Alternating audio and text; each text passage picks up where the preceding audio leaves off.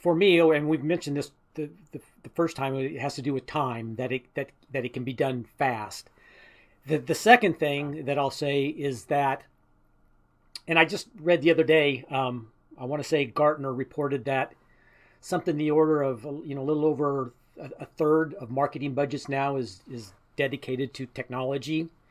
And so the second thing I would say, besides the fact that it's not going to be as fast as you thought it was going to be, and the second thing would be is that you can automate your way into success. That some social media application out there is, and I know I just probably put me on the blacklist of every software vendor out there. They're going, oh, Alan C. CMOtemps, that guy, we're not hiring him. He's an asshole. But really, it is not about the technology. The technology is not going to save you. The technology is not going to all of a sudden spit out this great content and put it in the right place at the right time in front of the right audience with the right message and the right. No, the applications aren't going to save you. So I mean that my perception is that's the big. In fact, people often ask me, okay, so what is your favorite tool, out there? And to which I go, my favorite tool are people. And it sounds bad if I say, oh, you're a real tool, but that's not how I mean it. I think that people are the biggest investment or best investment you could put into social media, is because if you've got great people and train them, make sure that they have empathy, that they can really look into the eyes and through the eyes of the customer. They're empathetic. They can see how the customer's feeling. And then next of all, empower them.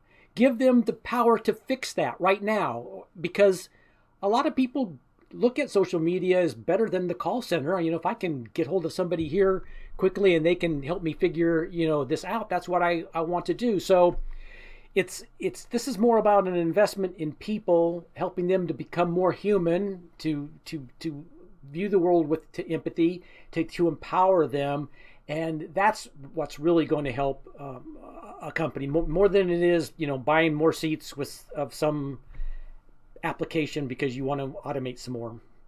Yeah, and I look at it kind of the same way. I mean, I think software helps with some efficiencies, right, on Oh some yeah, things, but it's not going to replace the individual. Like I get this when people go, oh, what do you think about artificial intelligence? And they're going to be writing soon, and they're going to be doing this. I'm not too worried about it yet. I'm just not. It's not going to. It can write it. I mean, there was a long time ago, they had things where you could flip scripts and you could put in some stuff and they would write an article for you real quick. It never really took off unless you're doing like kind of spammy stuff. But I think the same thing with AI. And once again, there's always that human touch that it's going to be, and not, we won't see it, but it's not going to replace us, right? I don't think there is, it can maybe help something. It can make things efficiencies a little better, but it's not going to, we're not in a situation where people are like, oh my God, my job's going to be replaced. You're not there, not in what we do. I would say maybe in other industries, it's where there's efficiencies, but there'll always need to be in our industry. I think for now, of course, when they listen to this podcast in 30 years, they're going to be like, hey, yeah.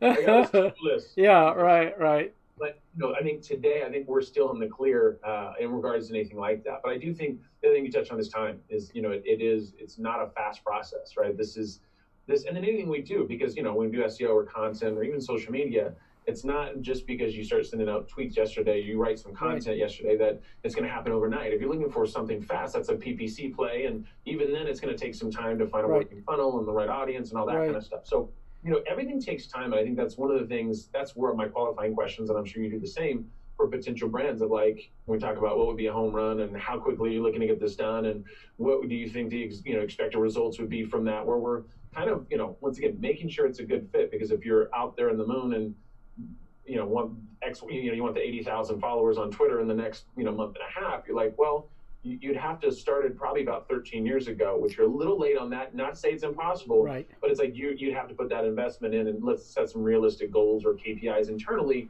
to where we think that we can achieve those realistic results, and not go off into the moon and offer and think that something crazy is going to happen when it's not.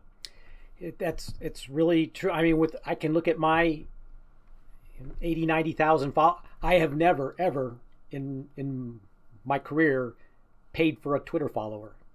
I don't do the paid advertising. It's all organic, Yeah. and so that type of growth, it's just, it takes Time investment. There's no exactly other way to do it. It was you really, and that's kind of like when I say I'm the product and the service, you're paying for the hard roads I've already gone down. Yeah, and which is huge value. That's the point of being exactly. a CMO or a consultant, right? Exactly. The idea is I don't want to make the same mistakes that you made. You already paid for them. Right. So now